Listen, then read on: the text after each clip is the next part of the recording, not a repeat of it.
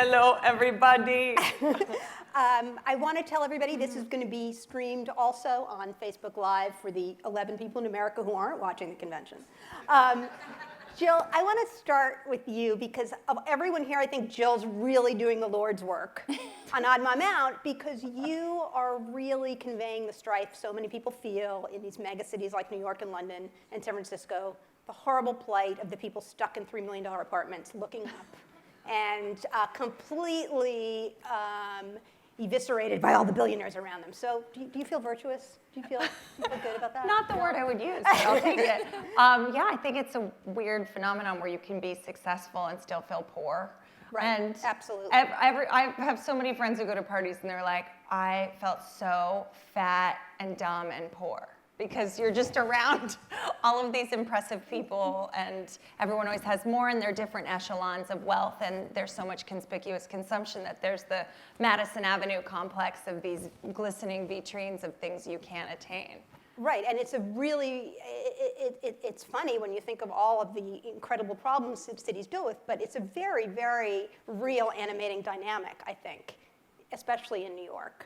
Oh yeah, it's a hard struggle, especially, I mean, we're all parents, when right. kids say, why don't we have a country house? Or why, you know, and I'm like, because mom doesn't drive. Like we talked about. Right, you're right. Still lots of New Yorkers who don't drive. And Cynthia, we were talking a little bit before about how Sex and the City was revolutionary in so many ways, but one thing that it really, really did in its depiction of New York, it followed all of these shows like Seinfeld and Friends that were in these hermetically sealed studios in California. I mean, it was ridiculous as New Yorkers, as we all are, to think that that could really portray New York. But there's something else that Sex and the City did, and it was about walking culture in New York. And I want you to talk a little bit about how completely true it is that you do run into old boyfriends in New York, and a lot of it is because we're such a pedestrian. Right, so I think that one of the key decisions that was made when they decided to make Sex and the City was to make it what we call a single camera show, right? Not in a studio with 4 cameras and, you know, like we're used to our traditional sitcoms. And I think there's something about, you know, what is Sex and the City about? It's about these 4 women who have come to New York and the freedom that they find in New York as single women. And I think that, you know, there are some parts of Sex and the City that are more realistic, and there are some parts that are less realistic. But one thing that I think that it does capture really well is how you can just walk down the street in New York and run into an ex or run into a future, or, you know, and just really unexpected things can happen to you that, you know, if you're getting in your car and driving to your destination and getting out and going inside a building wouldn't happen. Right, I mean, it portrays a way of urban life that I think many cities now that are car-based are trying to emulate. Right, serendipity, the excitement of serendipity. Right, which is also true on Broad City. Sure, yeah, Broad City is sort of some episodes are like treasure hunts or scavenger hunts in the city with Abby and Alana running all over town, and that it covers the whole city at times. Right. And all the boroughs. When I walk around the street, I serendipitously run into Sex and the City tours all the time. Well, that's another thing. I mean, Sex and the City ruined New York, ruined the West Village. We talk about high rises and all this development, but maybe Sex and the City ruined the West Village because of all the tours and the cupcakes. Exactly. Yes. I know people are constantly excited to run into me in New York, and then they tell me as a measure of their devotion how they're just coming from or just going to a Sex and the City tour. And I just want to be like, that has nothing to do with me. Right. Nothing. And on Broad City, we had one episode where we played the cupcake line, which was because of Sex and the City. There ends up being a line on another television show for cupcakes. Right. So.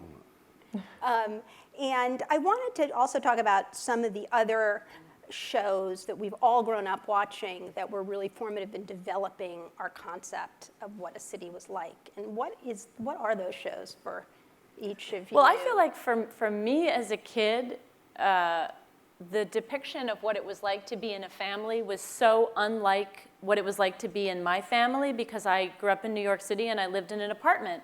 And every family you saw on TV they all were like the Brady Bunch, and they all lived in these massive suburban houses, Right. and they all had these stay-at-home moms, and like I was like, this is nothing, you know. So that when you would find a show like Good Times or something, I would be like, people in a city in an apartment with crime. This is it. This is my experience, you know. For me, and we talked about this before, for me, the Odd Couple, which was two divorced guys, and Oscar, like You just aspired to be a divorced guy. and I thought You're someday right. I will Someday I'll probably lucky be a divorced guy on the Upper West Side. But you wouldn't be able to live on Park Avenue as they did. Did they live? Was it Park It Avenue? was Park Avenue, yeah. That's kind of crazy. Yeah. I did view I thought my father reminded me a lot of Oscar Madison, so that was something. But that did seem like, that felt real to me. I mean, obviously it was ridiculous, but it felt completely real to me. What because those characters? I don't know. I guess New York they felt like New Yorkers to me. I was 7, so I thought anything was a New Yorker to me at that point. But yeah, no, they seemed. I mean, I was an Upper West Sider, and they seemed real. They seemed authentic, and the apartment seemed authentic, I guess. It looked like a good set. And what happens when shows really get something wrong? I mean, I think we've all seen shows that are supposed to be filmed in New York, or supposed to be filmed in a city we know well, and there's one little detail. Like I was talking to Eric yesterday about a show that was shot in Miami, and all of a sudden, you see a mountain in the background, and you're on Sunset Boulevard. Like, this is just completely ruins the experience. And we expect now, in the single-camera world, where things are supposed to look real, we expect this real feeling of what life is like in a certain place. And when that happens, it kind of just A big knocks. one is paying cabs outside. That drives me crazy because you only pay inside. And sometimes it'll even be shot in New York, but the director flies in from LA and he somehow has them paying from the outside, and everyone doesn't have the balls to tell him that's not how it's done. Right. But also the size of apartments. I think that's the main crime when you're doing a show about New York City. And like these Friends, they're loaded. They're like, how do they have that? Right, That's and like it's a a giant $4 million apartment. I think the Friends, that's like the most made fun of set, right? Yeah. For being so ridiculous. Well, Seinfeld too in a way, because you don't have the street experience. They're just always coming in and out of apartments. Sure. It's something that when I joined on Broad City, that Abby and Alana, the creators of the show, were very, very serious about, and we talked a lot about, and it was important to me as a New Yorker. And the art direction is really committed to being authentic, and that apartments, should be authentically small and shitty, and that. And it is small and Yeah, well, I mean, I think a lot of what I believe drives Abby and Alana with Broad City is there is a romantic notion of New York City. Mm-hmm. They love the city and everything that's beautiful and glorious about it, but a lot of it's they aspire to, and they're not there yet. And they also love what's shitty about starting out, without a lot of money or a lot of or no money and no direction. Right. Really. And that a lot of the elements of life are uncomfortable. I mean, obviously they're like doing okay, they're doing fine. Right, and they're educated as yeah, they're educated, and they're suburban girls living in the city. Right. But they so it's not like, and they're aware of that. They're very, very aware of that. That it could be much worse, but the day-to-day is not always luxurious. It's it's truly uncomfortable. To not have air conditioning or as we would know today. Yeah, and I think the art direction is really good about creating spaces that are sort of lousy in the way they would be lousy, Right. that are authentically bad. But right. And Jill, you do that too on Odd Mom Out, because your character lives in a great apartment, but well, it's like it's a the classic perfect- six in a right. world of penthouses. But Right, I mean, right. I love how Broad City, for that age group, kind of captures that struggle in such a hilarious way. Because, Julie Rottenberg and Elisa Zaritsky, our showrunners of Odd Mom Out, were writers of Sex and the City. And I was Right, just with them, right. and I said, you know, there are legions of girls who moved to New York To live because that of life. Sex in the City. And they said, we heard so many people saying, like, I got here, I thought there were going to be, like, people drinking Cosmos on every corner and, like, wearing fabulous shoes everywhere. And, you know, it was like the Broad City version is that sort of hilarious hustle. And I think Odd Right, Mom Out right. is sort of, you know, maybe 15 years later. I'm 42, but I think a lot of the moms my age are in a place where, you know, 42, you still have a long way to go career-wise until you can attain certain status. You know, a lot of these Wall Street dads that you see in my neighborhood, it's just, everyone is these lobotomy sort of flannel suit people that you are having the same conversation about Right. finance. Over and over, right. Yeah. I mean, it's interesting about Sex and the City because it was a show in which consumption played a big role, but there wasn't that sense of class anxiety. People were sort of comfortable where they were. How did you feel about the way the show portrayed some of that? I mean, did you feel it was genuine to the experience of women who were living in New York at that time? Did you? You know, I mean, I think that there were certain ways in which we delved, like, you know, there was an episode where Carrie, you know, wants to buy an apartment, but she has absolutely no savings, and she calculates where all the money that she's earned has gone, and she calculates how many shoes that she has bought at $500 a pop, and there would have been her down payment, right, for an apartment. Right. So, I mean, I think that there, particularly with Carrie, every now and again, you would hit a kind of a financial wall. But of course, you know, Carrie most of the time was attached to one man or another who was very wealthy. Right. And that was true. But she wasn't, what I loved about the show, she wasn't by design. You know, she wasn't going after. Not by design. Right. But you like what you like. And I think, and I do think that you know, Miranda was striking because she was the only one with a kind of a working class spouse or lover, you know. And And a real office job. And a lawyer, And a really. Yeah, but she, I mean, you know, I think that. She wasn't hovered over doing depositions. She No, could always go out. She worked very hard, but I think she earned a lot of. Well, I mean, another thing too, right, is the incredible, you know, ambition that animates life in this city and many other cities. You don't necessarily see in these shows where people are really spending time together as friends, and you just think, God, I just wish more than anything I had the time to do that kind of stuff. Right. Right? Yes. I mean, that's what they would, you know, we would make jokes and we would say, like, you know, is it that you have all these fabulous outfits and you look so fabulous all the time, or that every week 4 of you can find these amazing new guys to date every week? No, the most unrealistic thing about Sex and the City is that these 4 women who live in New York City can find time at least twice a week to all get together and have a meal. Right. Like, would never happen. Like right. Would never. 2019. Right. Right.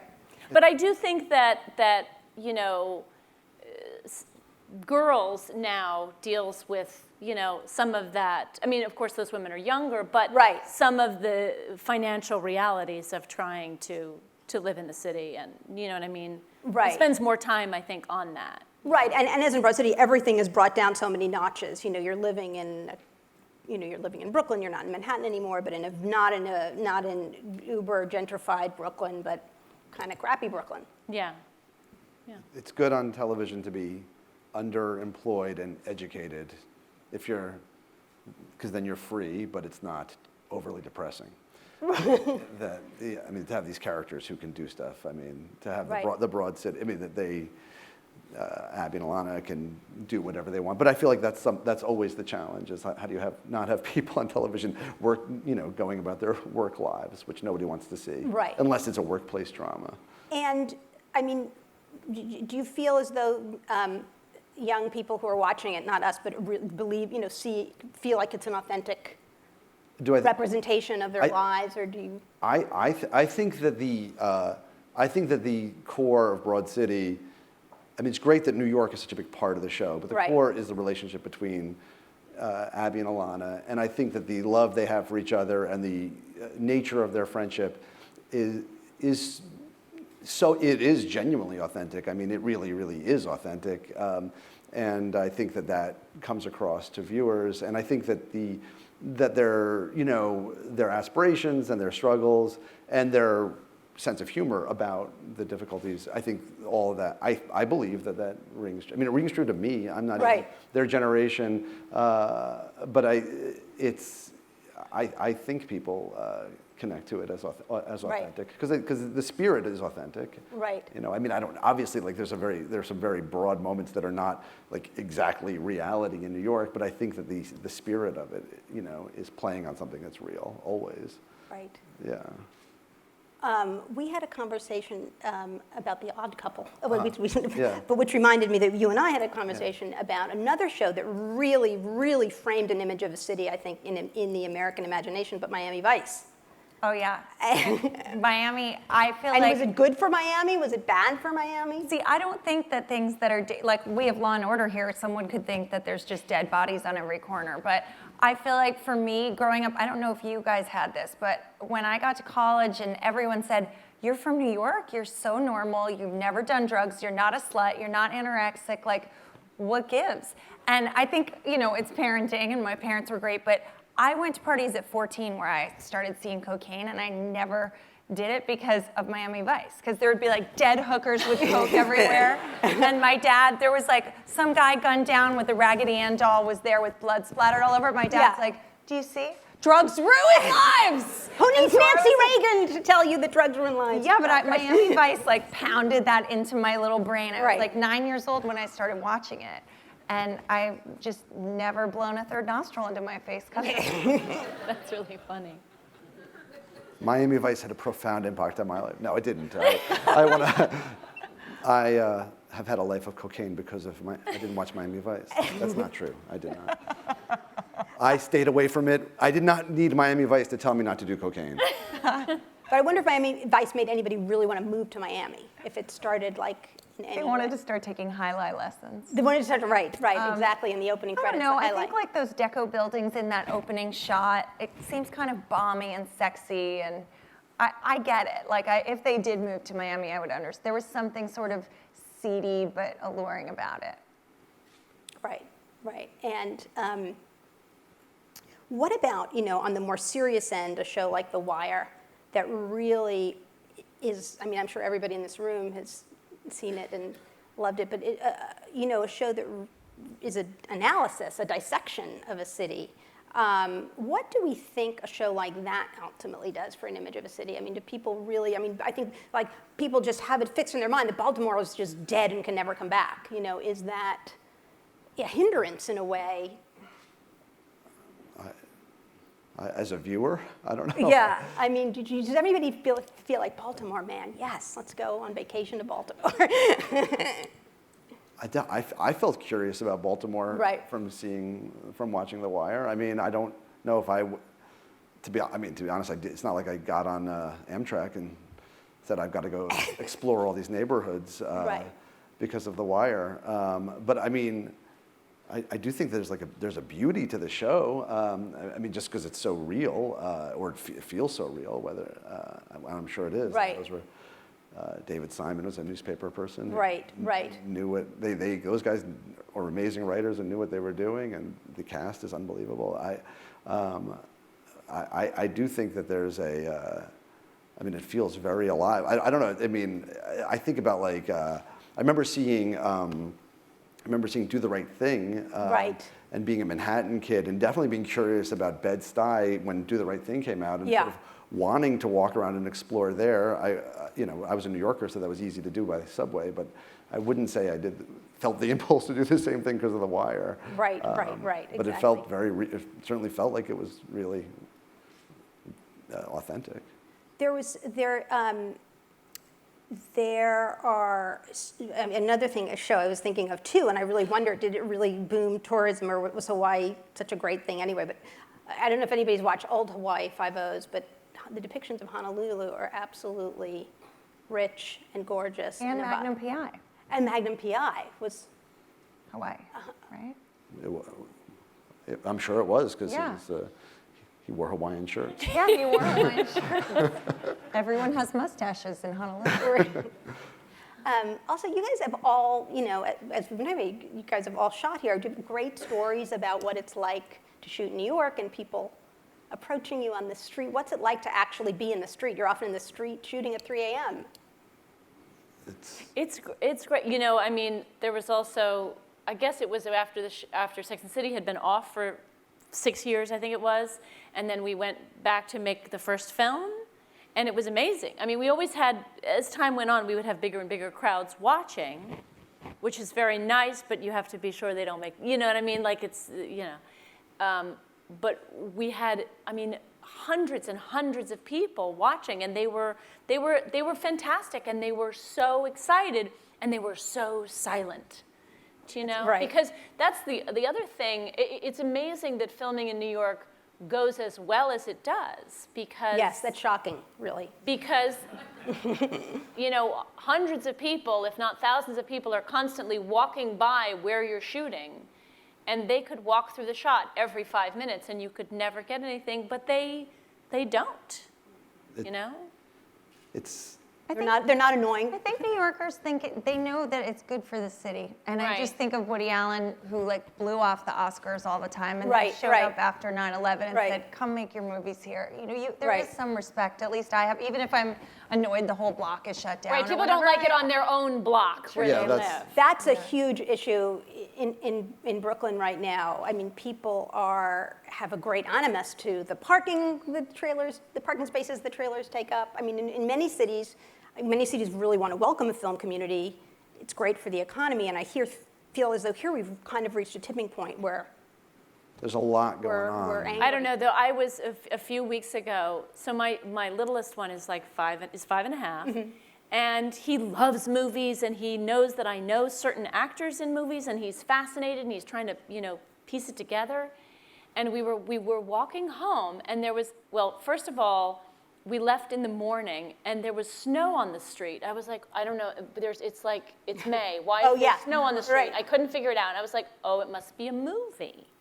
And so then, by the time I came home with him, Will Smith was shooting on our street. And my son loves Will Smith so much.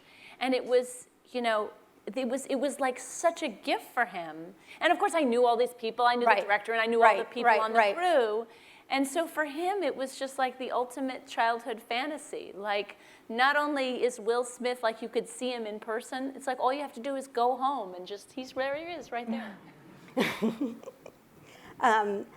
Anybody else? Jill, you must have some great tales. I think for Sex and the City, because you guys were so iconic and legendary, I can see the hundreds of people gathering. Right.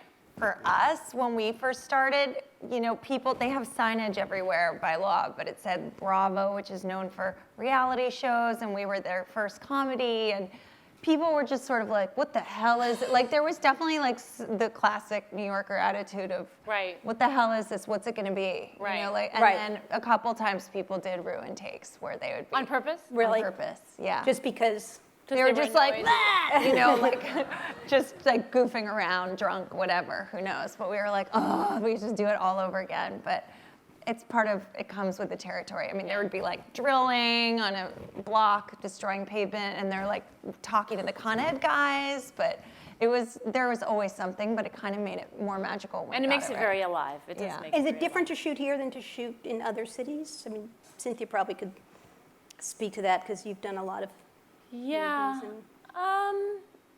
I think it's probably nowadays there are certain cities where even more stuff is shot. Absolutely. In New York. Do you know what I mean? Vancouver, Toronto, I'm sure they're so over it. Right. Because they're a smaller city, and think about everything that's filmed there. Right. But yeah, I mean, there is something, the incredible variety of New York, the incredible variety of people, but also of neighborhoods and architecture and everything. I mean, and there's more to mine here. Yeah, and there's so much high and there's so much low. Do you know what I mean? That combination of grit and glamour is really New York.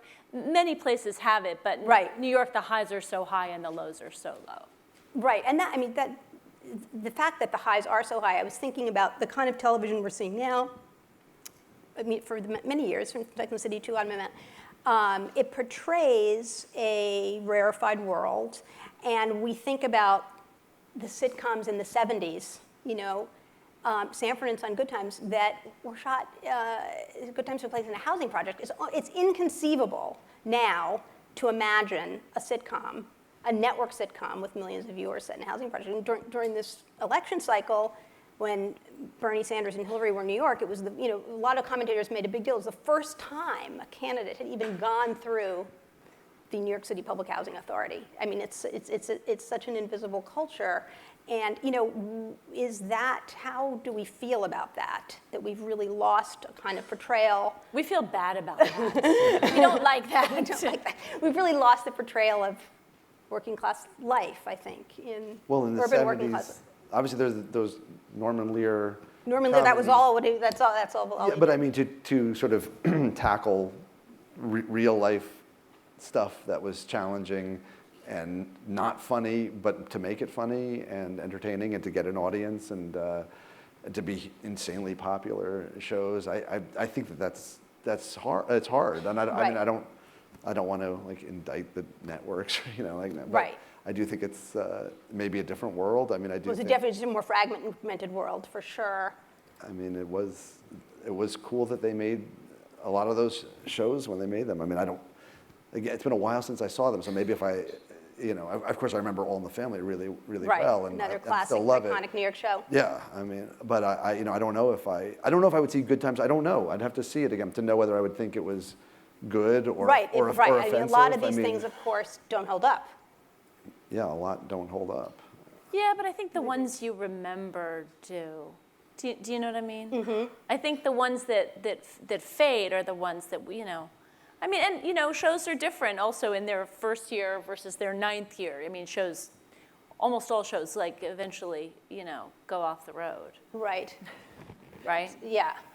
But I mean, it is interesting how for me in Sex and the City, I felt like so much of the kind of the spending power or what those women choose to purchase to me seemed like an affirmation of the fact that they were doing it for themselves, that their husband right. or their boyfriend wasn't buying something for them. They were making that decision, and it was an expression of their freedom and their ambition and all kinds of things. But I think, not everyone in the audience received it that way, and I think some people really, focus on the object that they were buying, right. not right. what right. the fact that they chose to buy it or could buy it. And the meant. independence and feminism. Yeah. Behind it, right? Yeah. So yeah. Sort of an idolatry, I think. Right. Yeah. Right.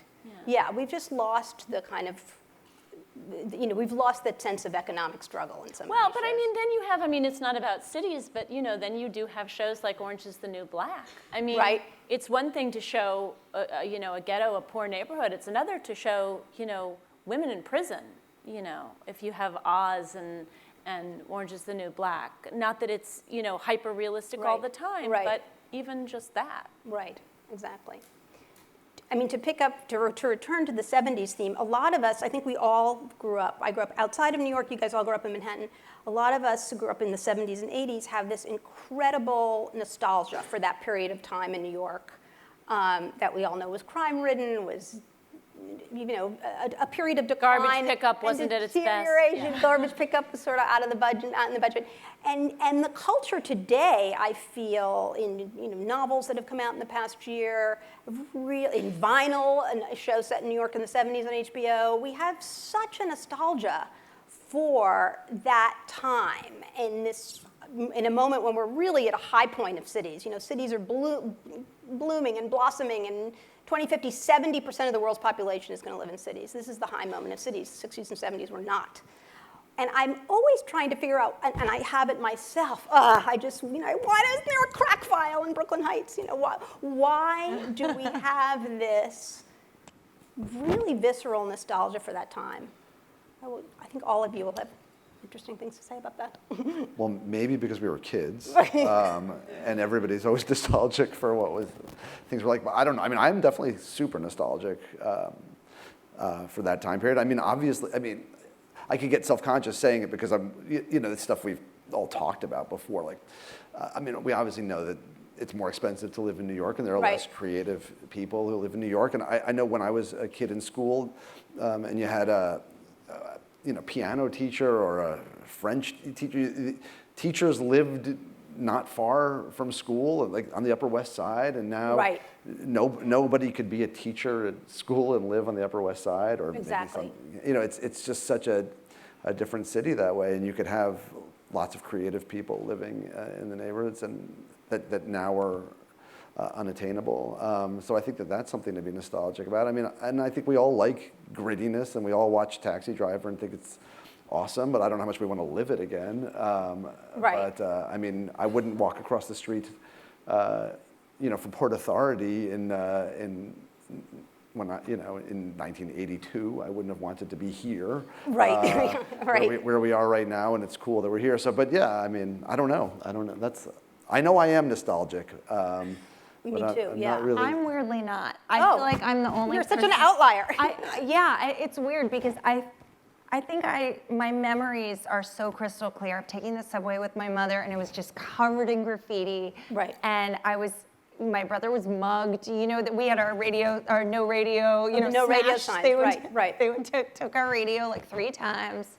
And I feel like even though there was that grittiness, and I look at my childhood pictures and they kind of capture that moment, it seems like it's inextricable from youth itself, but I somehow can divorce. I was telling Jeannie, I landed last night from Berlin, and when I got there is definitely a scene there that reminds me of my childhood in New York in the 70s.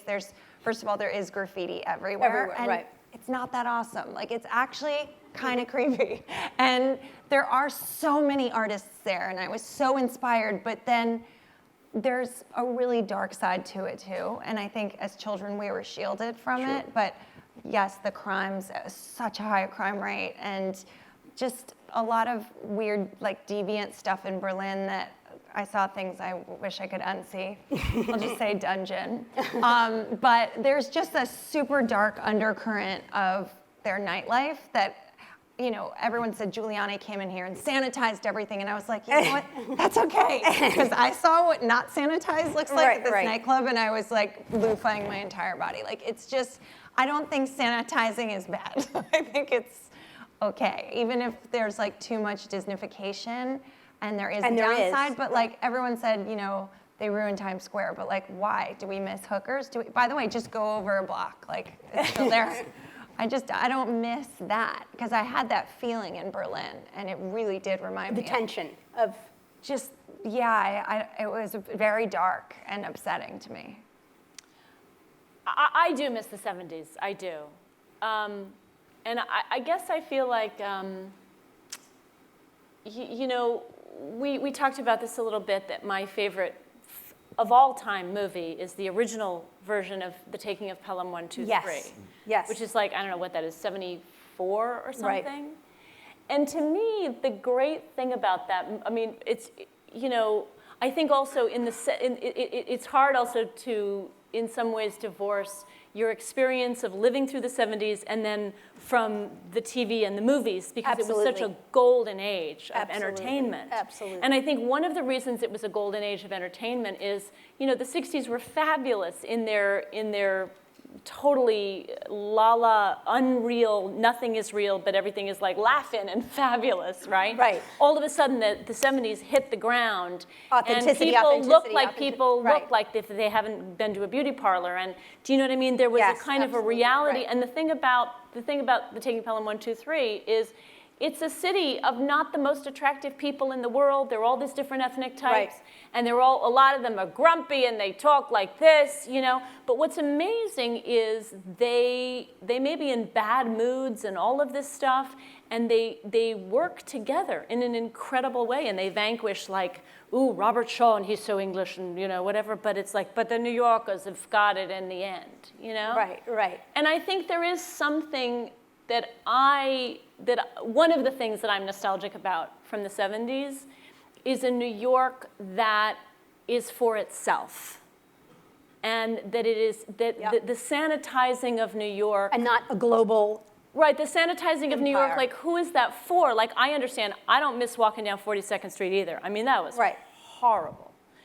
But is the sanitizing of New York for the people who live here, or is it the sanitizing of New York for the people who are gonna come here for 2 weeks and spend their money and right, 57 million tourists a year. And I miss the New York from 1974 where people were like this and they didn't, Right. I didn't feel like I was in a consumer culture. I felt like I was in a native culture.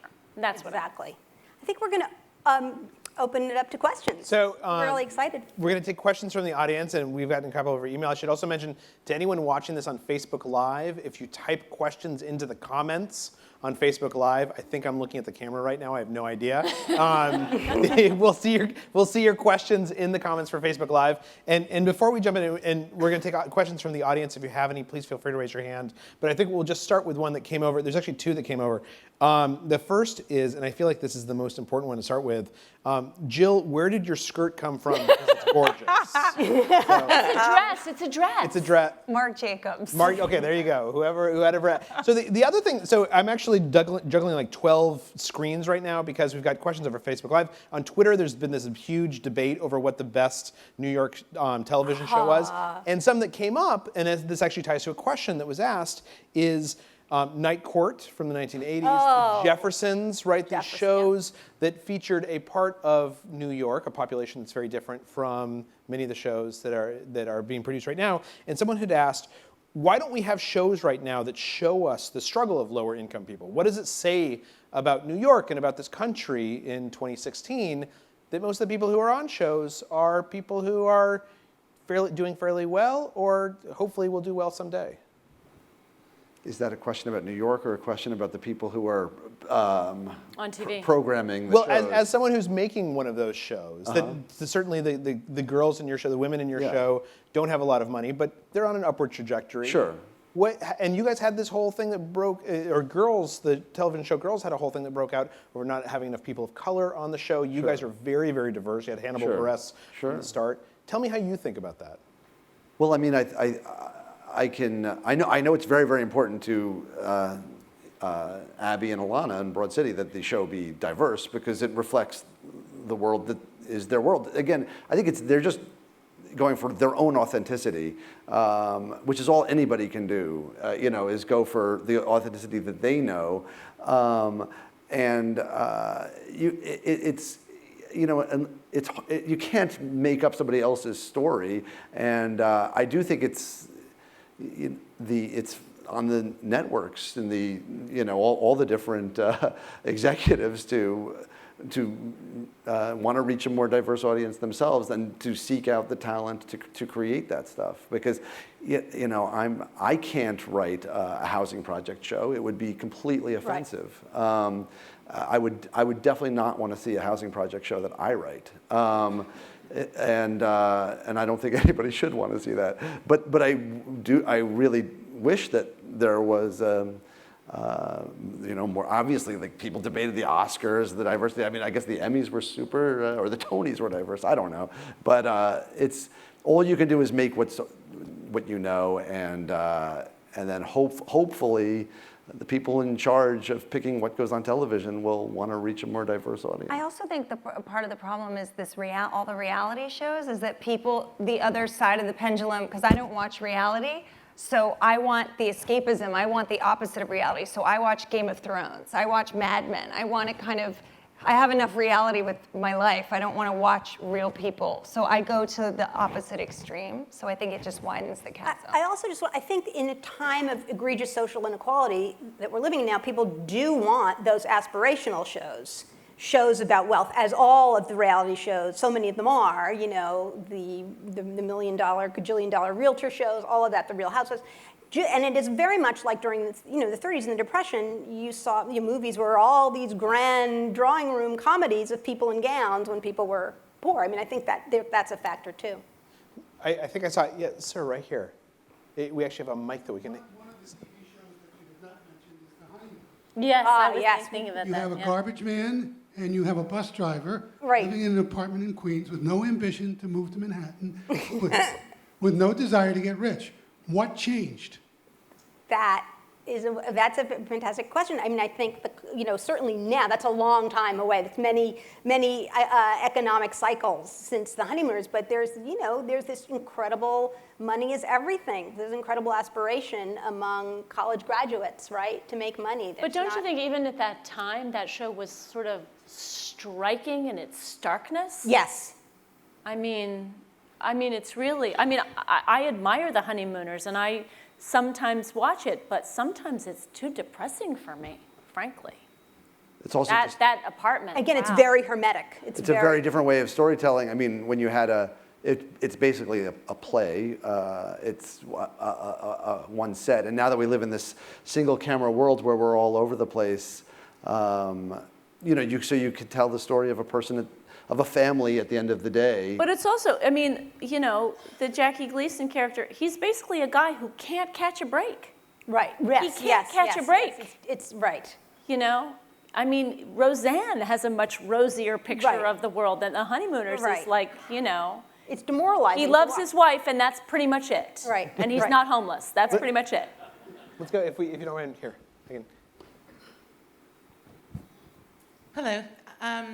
Have you seen a trend, or what do you think about the trend of people choosing smaller cities than New York? Like That's a great question. Portland, Austin, Right. or Detroit, where we're from. We're seeing people moving from New York to Detroit. Yes. And we're seeing people not moving from Detroit to New York, if that Right. makes sense. And what impact do you think that might have in the future?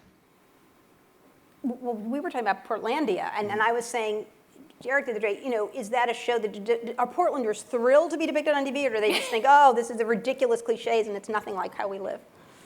Well, I'm not from Portland, but I imagine people from Portland are pretty excited about the show. I think that you want to be, if people are making fun of you, they're paying attention to you, and it's affectionate. And I think that I find it hard to believe that people from Portland aren't incredibly excited about it. And people are curious about Portland and going to Portland, so I'm sure it's great for Portland economy. I would imagine so. I know someone who had a studio apartment in the East Village and sold it and bought a building in Detroit. A building. That's the creative class exodus now, right? Right, and so I think there are more artists, it's more affordable. There are chefs who, paid their dues in New York and are now starting restaurants in Detroit. And I think, I want to see a show there because I want that keyhole into what that's like, Right. the way I have Absolutely. with Portland. Right. Detroiters to start in Comedy Central this fall. Detroiters. Woo! Directed by Detroiters. Excellent. Oh, great. I will say that might be the best real estate story I've heard. They sold an apartment and they bought an studio. entire A island. A studio. Yeah. Most of what I've heard from all of you, New Yorkers, and you might guess, I don't come from here, seems to have been about adult life. But Cynthia, you shared you're here with your son, and one of the trends I think I observe is there are less families in New York. And maybe that's part of, less small children. Maybe that's part of how the character's changing. It feels like a very adult city now. I feel like there were fewer families in the 70s because a lot of people would move to Greenwich or go to the suburbs and there was this exodus. And now that's why we have, crowding in schools and lotteries to get in the schools. I think more people are staying. Definitely than when I was younger, it was way easier to get into schools than now. It's like a war. But I think there are people who, you used to say things like, oh, well, if you have 3 kids, you leave the city. But now I think And people make it work in incredible ways, Yeah. because they are very committed to a great, wonderful, safe New York and want to raise kids here. I think we have time for one more question. Yeah, ma'am, over here. So one show that we haven't actually mentioned today is a show that I actually really enjoyed, and it only ran for 4 seasons, Ugly Betty, which kind of juxtaposed the very stark fashion industry in New York and the cushiony, warm sort of atmosphere of her family life in Queens, where she had like a queer nephew and a father who was, the head of the household. And so, yeah, that show is really important in shaping my idea of New York and how you can live in such, contrasting spaces and still be the same person. Yeah. I'm so glad you brought that up, because that is really a rare example of the show that gives you both worlds.